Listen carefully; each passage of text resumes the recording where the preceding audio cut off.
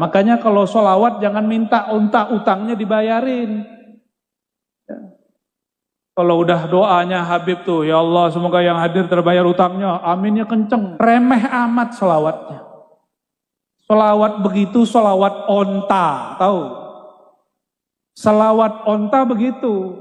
Kalau kita punya akal, punya kolbu, nggak pantas sholawat minta onta. Sholawat minta avanza ya. Roksa bu ya, roksa. Idza kunta fi dhiqin aw fi faqrin aw fi maradin fa akthir bis salati ala Muhammad sallallahu alaihi wasallam. Syuf, kaifa hada? Itu lain cerita, Bib. Lain cerita gimana tadi antum bilangnya tadi gimana hadir biar lunas utangnya. Kita mendoakan. Memang mereka semua ini amin berarti nandakno utang ini banyak. Tapi ada tapinya. Idza kunta fi dhiqin aw fi faqrin aw fi maradin fa akthir bis salati ala Muhammad. Ane jelasin, Bib. Ya marhaba. Ane jelasin. Sholawat tuh niatnya karena apa? Karena cinta ke Nabi atau cinta ke diri? Mahabbah ma Rasul sallallahu alaihi wasallam. Oke. Dah. Tadusnya pripun bu fi dunya hasanah wa fil akhirati hasanah. Maka niatnya harus akhirat. Nih saya kasih tahu Bapak Ibu. Kalau kamu niat mau kaya, kaya itu di dunia. Tapi kalau kamu niat sholawat untuk akhirat, dunia terbawa. Hamba yang paling dibenci oleh Allah, siapa? Orang yang amila amal akhirah, beramal amal akhirat seperti sholawat, baca Quran, haji umroh, tapi niatnya ghardan min aghradid dunya. Kalau antum Habib, antum Kiai, tugasnya mendewasakan umat, bukan membiarkan umat sholawat untuk urusan remeh. Caranya beda-beda tadi Bu Ya Rasyid menjelaskan seperti itu. Kalau saya semuanya netral. Lalu Nabi Muhammad hiduplah di Mekah. Ini nggak mungkin saya ceritakan semua.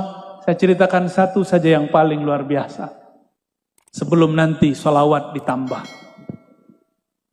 Nabi Muhammad SAW mengatakan, ketika aku melewati pohon-pohon, melewati bukit-bukit, gunung-gunung, bebatuan, ma marartu bi syajarin wala hajarin illa wa yusallimu alaih. Tidaklah aku melewati pohon dan gunung bebatuan kecuali pohon itu ngucapin salam kepadaku. Ini coba nih bapak-bapak, ibu-ibu atau kiai lah ya. Pak Kiai, kalau pulang ntar pohonnya diluk gimana Pak Kiai? Assalamualaikum Pak Kiai. Lari itu Pak Kiai itu. Padahal beliau umurnya sudah seumuran Rasulullah ini. 60 Pak Kiai? 60. Itu pohon kalau diluk ngomong, Assalamualaikum Pak Kiai. Lari beliau. Kalau Habib gimana Habib? Lewat di bukit, ini kan Tuban ini banyak bukit bebatuan. Terus batunya diluk, manggil. Assalamualaikum Habib. Kira-kira gimana Habib? Kalau gunung kembar ya tak rangkul pisan be anak.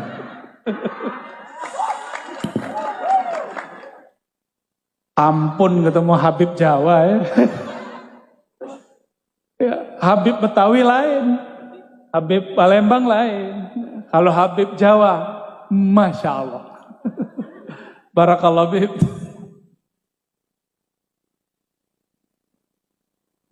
Nabi Muhammad melewati gunung, ini bukan gunung kembar Habib. Itu gunungnya bergetar. Pohonnya diluk dan semuanya mengatakan, Assalamualaikum ya Nabi Allah. Salam atas engkau wahai Nabi Allah.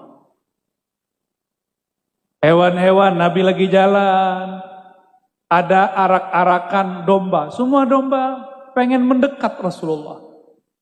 Ada onta-onta pengen ngadu ke Rasulullah. Cuma sayangnya onta ngadunya urusan perut. Bukan buah perut, Beb. Onta ketemu Rasul ngadunya urusan apa? Perut. Sama, mohon maaf nih. Masyarakat ketemu wabub, ketemu bupati, ngadu masalah perut. Coba onta kalau punya akal. Ketemu Rasulullah seharusnya bukan urusan perut yang diadukan. Yang diadukan apa?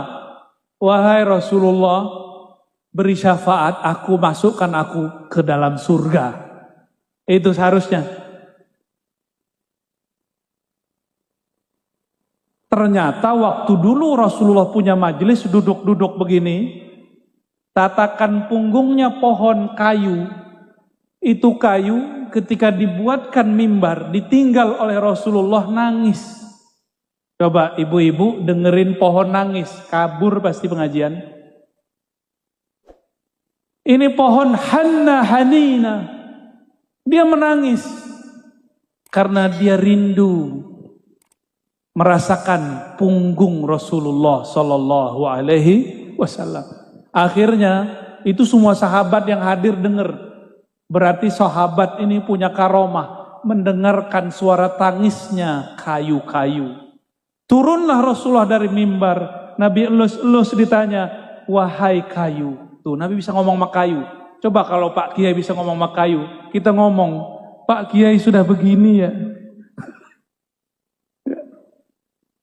Paling tinggi kita bilang, Kiai udah majeduk, kejedot palanya sama dinding. Tapi Rasulullah SAW ngomong dilus, dan tidak ada satu sahabat pun yang mengatakan Rasulullah itu gila. Kenapa?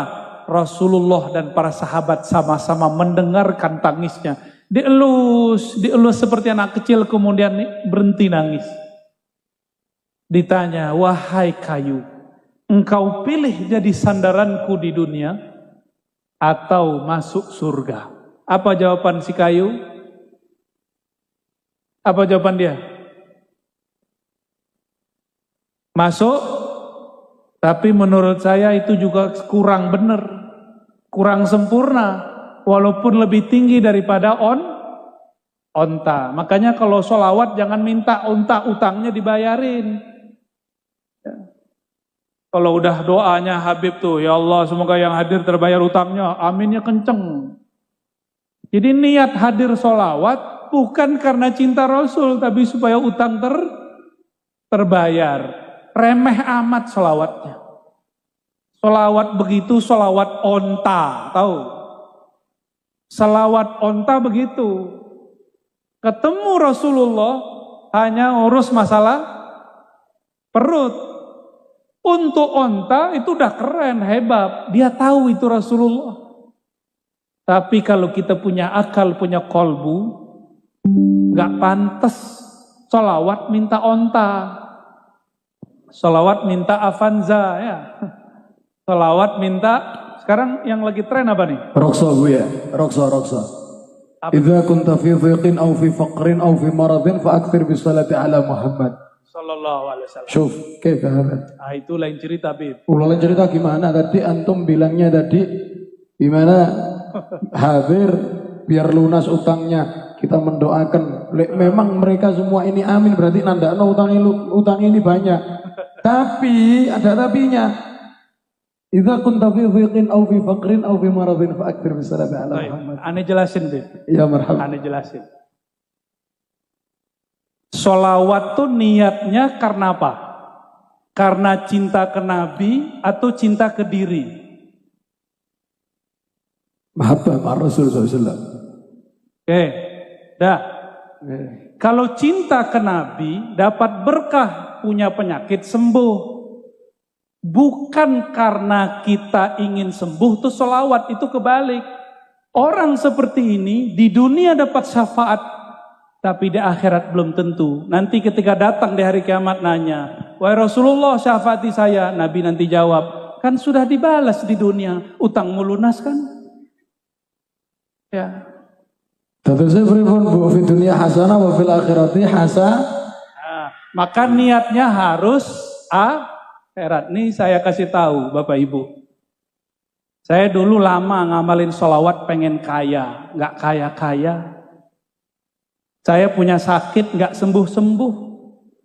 Tahu-tahu ditegur sama guru saya, seorang sayyid, seorang mursyid juga. Apa kata beliau? Kamu sholawat niatnya apa? Mau kaya, Kiai? norak. Loh kenapa? Kalau kamu niat mau kaya, kaya itu di dunia. Tapi kalau kamu niat sholawat untuk akhirat, dunia terbawa. Maka semenjak saat itu, teringatlah saya kalam Imam Abul Hasan Syazili. Apa kata beliau?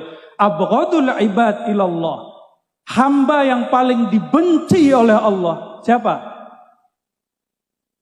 Orang yang amila amal al-akhirah, beramal amal akhirat seperti sholawat, baca Quran, haji umroh, tapi niatnya ghardan min aghradid dunya, untuk urusan duniawi. Ini yang ngomong Imam Abul Hasan Syazili, beliau seorang syarif, zuriat Sayyidina Al-Hasan. Jadi tugas kita kalau antum Habib, antum Kiai, tugasnya mendewasakan umat. Bukan membiarkan umat sholawat untuk urusan remeh.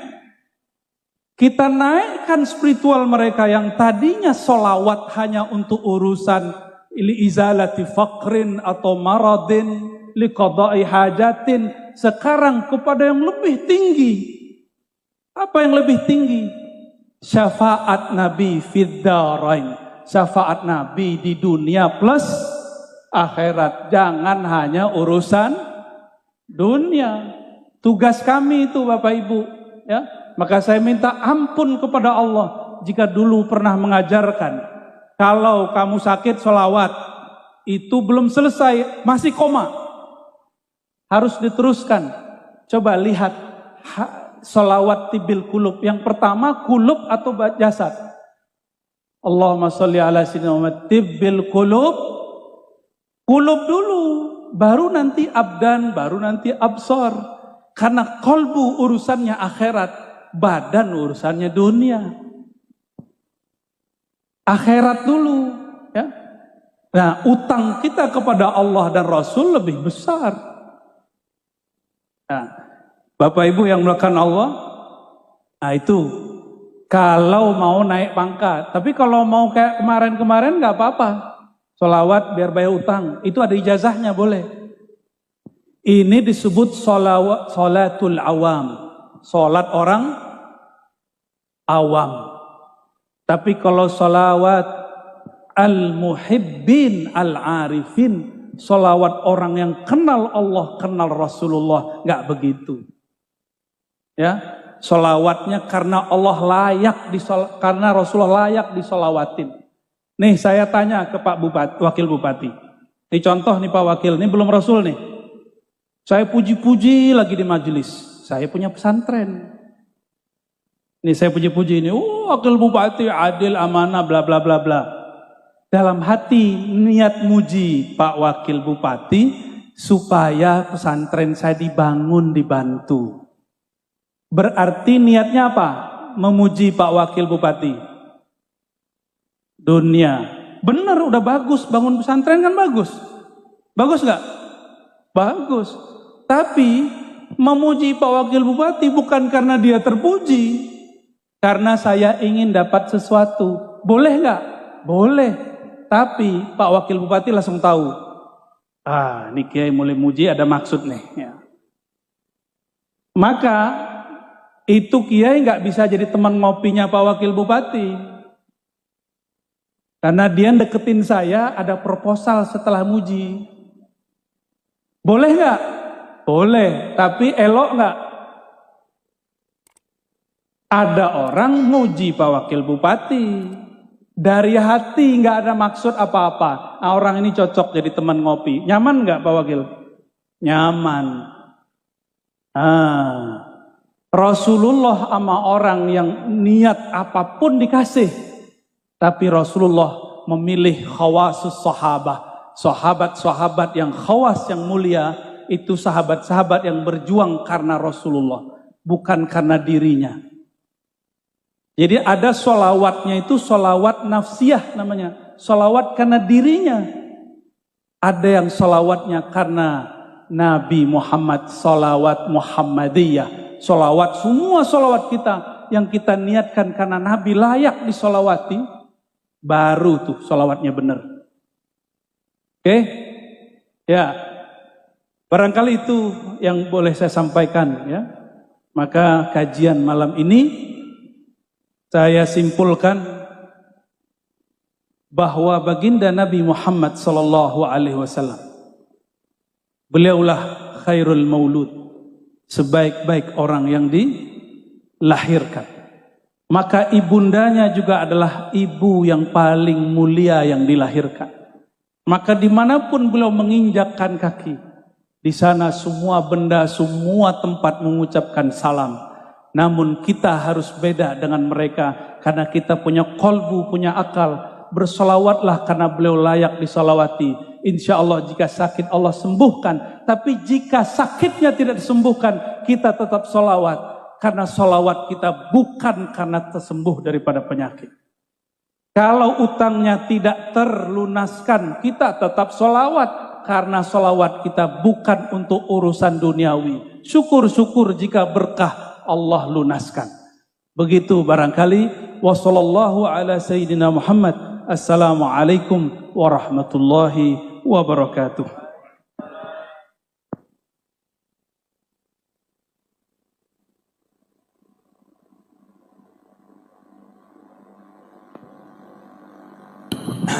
Sallu ala Nabi Muhammad.